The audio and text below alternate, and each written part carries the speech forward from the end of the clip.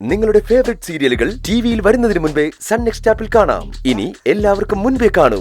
ഇപ്പോൾ തന്നെ sun next app download ചെയ്ത് സബ്സ്ക്രൈബ് ചെയ്യൂ.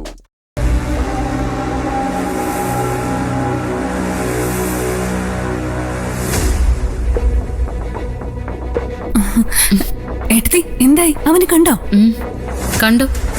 എങ്ങനെയുണ്ട് അവസ്ഥ? ഓ, മോശാണ്. അമ്മയുണ്ടല്ലോ പുറത്തിറക്കാൻ വേണ്ടി നടക്കുവോ? നടക്കട്ടെ, ചെരുപ്പ് തേ അത്രേ ഉള്ളൂ. അപ്പൊ ഇനി ശരത്തിന് പ്രതീക്ഷിക്കേ വേണ്ടെന്നാണോ ഏട്ടത്തി പറയുന്നത്? ജാമ്യത്തിന്റെ കാര്യം എനിക്കറിയില്ല, പക്ഷെ കേസിൽ അവൻ കുടുങ്ങിയിരിക്കും. അതിനുള്ള മരുന്നൊക്കെ കുറ്റപത്രത്തിലുണ്ട്. അവൻ ഇറങ്ങാതിരുന്നാ മതിയായിരുന്നു, നമ്മൾ രക്ഷപ്പെട്ടേനെ. ഇറങ്ങിയാലെന്താ, നമ്മളവൻ പിടിച്ച് തിന്നു. മുടങ്ങിപ്പോയ കല്യാണം നടത്തൂന്ന അമ്മയുടെ ഭീഷണി. അത് അമ്മയുടെ ആഗ്രഹം പറഞ്ഞല്ലേ മോളെ നിത്യേ. അതിനി നടക്കാനേ പോകുന്നില്ല. അല്ല പിന്നെ തീരുമാനം കൊണ്ട് ഇങ്ങോട്ട് വരട്ടെ, ഓട്ടി ഓടിക്കും ഞാൻ. ഇത്രയുമായിട്ടും എന്തുകൊണ്ട് ശരത്തിനെ അവർ അവിശ്വസിക്കുന്നില്ല എന്ന് എനിക്ക് മനസ്സിലാവാത്തത്. ഇതിൽ കൂടുതൽ എന്ത് തെളിവ് അവർക്കിനി വേണ്ടത്? ഇതൊരു തരം വാശിയെടുത്തേ, നമ്മളോടുള്ള വാശി. അത് മാറണമെങ്കിലേ ആ ശരത്ത് കുറ്റക്കാരനാണെന്ന് കോടതി വിധിക്കണം. അതിനൊരുപാട് കാലം എടുക്കും മോളെ. അത്രയും സമയം ശരത്തിനെ ഇവർ വിശ്വസിക്കുന്നതാണോ നീ കരുതുന്നത്? എങ്കിലതൊരു ദുരന്തമായിരിക്കും. അമ്മയുടെ ചെവിയിൽ നമ്മൾ എന്ത് പറഞ്ഞാലും കേറില്ല. ആ ശരത്തിന് അത്രയ്ക്ക് ഇഷ്ടം അമ്മയ്ക്ക്. ഇഷ്ടപ്പെട്ടോട്ടെ, കുറച്ചു കഴിയുമ്പോ അവന്റെ തനി സ്വഭാവം മനസ്സിലായിക്കോളും. സുധേട്ടൻ, അച്ഛൻ, ഇതൊക്കെ അവൻ കാരണം സംഭവിച്ചേ. അതറിയുമ്പോ അമ്മ മാറിക്കോളും മോളെ. മാറിയില്ലെങ്കിലും എനിക്ക് പ്രശ്നമൊന്നുമില്ല എടുത്തി. എന്നെ നോക്കാനേ എന്റെ ഏട്ടത്തി ഉണ്ടല്ലോ. എനിക്ക് ഏട്ടത്തി മതി. ഏട്ടത്തി ഉള്ളത് കൊണ്ടല്ലേ ഞാൻ അവന്റെ ഭാര്യ ആവാതിരുന്നത്. നിനക്ക് ഭാഗ്യമുണ്ട്, അല്ലായിരുന്നെങ്കിൽ ഇപ്പൊ കാണായിരുന്നു. എന്തായാലും കുറച്ചു നാളത്തേക്ക് അവന്റെ ശല്യം ഉണ്ടാവില്ല. സ്റ്റേഷനിൽ നിന്ന് നേരെ കോടതി, അവിടെ നേരെ ജയിലില്. അങ്ങനെ ആവാനാ സാധ്യത. അങ്ങനെ സംഭവിച്ചാൽ മതിയായിരുന്നു. എങ്കിൽ ഞാനത് ആഘോഷിക്കും. ഞാനും. വാ.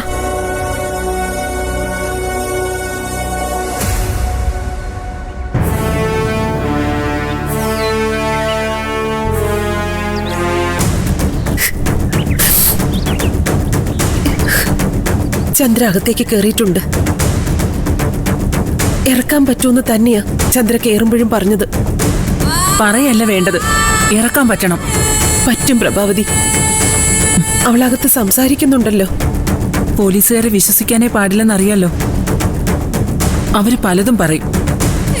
അത് ശരിയാണെന്ന് കരുതിയാ നമ്മളായിരിക്കും മണ്ടന്മാരാവുന്നത്. അതായിരിക്കാം. പക്ഷെ ഇവിടെ അവിശ്വസിക്കേണ്ട കാര്യമില്ലല്ലോ. ശരത്ത് തെറ്റൊന്നും ചെയ്തിട്ടില്ലല്ലോ. എന്തോ ഇറങ്ങിയാ പറയാം ഇറങ്ങിയെന്ന്. അങ്ങനെ പറയല്ലേ. പിന്നെ ഞാൻ എങ്ങനെ പറയണം? എന്റെ മോനകത്ത്. അവന് ഈ ഒരു അവസ്ഥ എങ്ങനെയുണ്ടായി? പറയുമ്പോ അതും കൂടി പറയണം വേണ്ടേ? നമ്മൾ ഇറക്കും. ചന്ദ്ര അതിനു വേണ്ടിയാ ശ്രമിക്കുന്നത്. എന്നെ ഒന്ന് വിശ്വസിക്കും. ശരത്തിനെ ഒരു പോറല് പോലും ഏൽപ്പിക്കാതെ ഇറക്കിക്കൊണ്ട് വരേണ്ടത് എന്റെ കൂടി ആവശ്യം. അത് പ്രഭാവതി മറക്കരുത്. ഞാനൊന്നും മറക്കുന്നില്ല.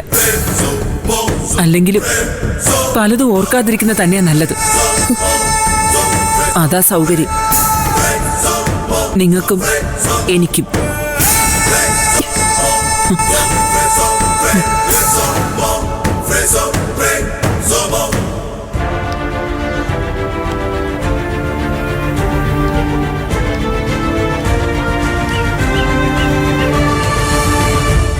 എന്തിനാ അത്യാവശ്യമായിട്ട് കാണണമെന്ന് പറഞ്ഞത്?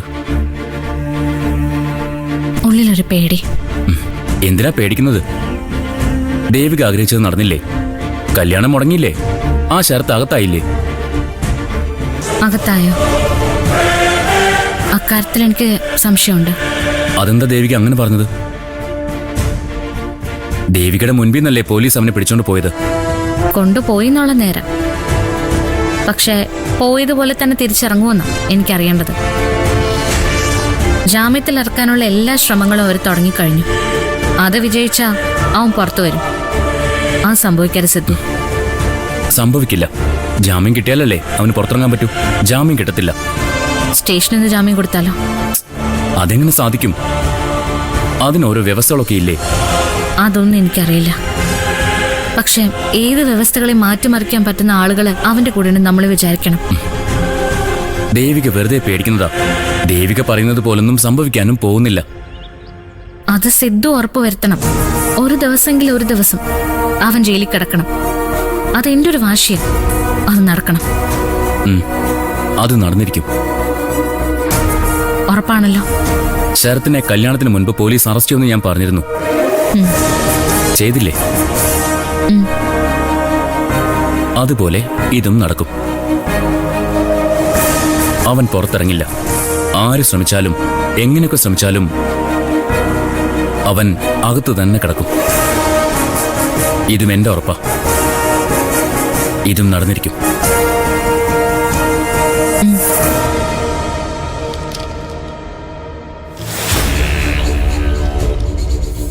സാറൊന്നും പറഞ്ഞില്ല.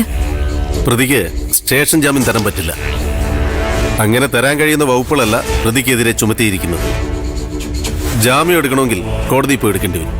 അങ്ങനെ പറയരുത് സർ. ശരത്ത് നിരപരാധിയാ. എന്ന് വക്കീലിന് എങ്ങനെ അറിയാം? ദേവിക ശരത്തും തമ്മിൽ ശത്രുതയില്ല. ശരത്തിന്റെ കല്യാണം മുടക്കുമെന്ന് ദേവിക പലതവണ വെല്ലുവിളിച്ചതോ, അതും പരസ്യമായിട്ട്. അതിനായി കള്ള പരാതി തന്നത്. തന്ന പരാതി കള്ളമാണോ അല്ലയോ എന്ന് നോക്കാൻ വേണ്ടിയിട്ടാ ഞങ്ങൾ ഇവിടെ ഇരിക്കുന്നത്. ഞങ്ങൾ അത് വിശദമായി പഠിച്ചു. അതിൽ നിന്ന് ഞങ്ങൾക്ക് മനസ്സിലായത് ആരോപണങ്ങളിൽ പലതിലും കഴമ്പുണ്ടെന്നാണ്. ഫാബ്രിക്കേറ്റഡ് ആയും തെളിവുണ്ടാക്കാം സർ. അങ്ങനെ ചെയ്തതായിക്കൂടെ? വക്കീലേ, ഇത് പോലീസ് സ്റ്റേഷനാ. ഞങ്ങൾക്ക് ചില രീതികളുണ്ട്. ആ രീതികൾ വെച്ചാ ഞങ്ങൾ ഈ കേസ് തെളിയിക്കുന്നത്. ഞങ്ങൾക്ക് കിട്ടുന്ന പരാതി സത്യമാണോ അല്ലയോ എന്നാ ആദ്യം ഞങ്ങൾ നോക്കുന്നത്. അപ്പോൾ കിട്ടുന്ന ബോധ്യങ്ങളുടെ അടിസ്ഥാനത്തിലാണ് കേസ് പ്രൊസീഡ് ചെയ്യുന്നത്. ഈ കേസിൽ എല്ലാ തെളിവുകളും ശരത്തിനെതിരാണ്. അതാ ശരത്തിനെ പൊക്കിയത്. ഇനിയും കൂടുതൽ എന്തെങ്കിലും പറയണമെങ്കിൽ ശരത്തിനെ ഇൻട്രോഗേറ്റ് ചെയ്യണം.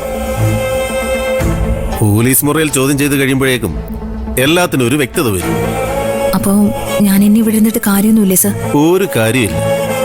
നേരം പോകുന്നതല്ലാതെ അതുകൊണ്ട് യാതൊരു പ്രയോജനമില്ല. വക്കീലേ അല്ല.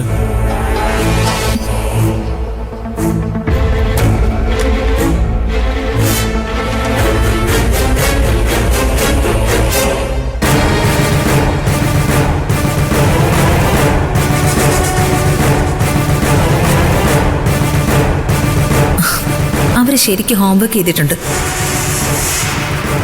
തൽക്കാലം സ്റ്റേഷൻ ജാമ്യത്തിൽ വിടാൻ പറ്റില്ലെന്ന് ഐ പറയുന്ന. സാരല്ല, കോടതി നിന്ന് ജാമ്യം എടുക്കാം. അപ്പൊ എന്നെ കോടതി ഹാജരാക്കൂ? ഹാജരാക്കും. പക്ഷെ പേടിക്കണ്ട, ഞാനുണ്ട്. ഞാൻ ജാമ്യത്തിലെടുത്തോളാം. ധൈര്യമായിട്ടിരിക്കെ. ആ ദേവിക എന്റെ കൈ കിട്ടിയാണ്ടല്ലോ കൊന്നു കളഞ്ഞ്. അതിനുള്ള അവസരം വരും. അപ്പൊ ചെയ്താൽ മതി.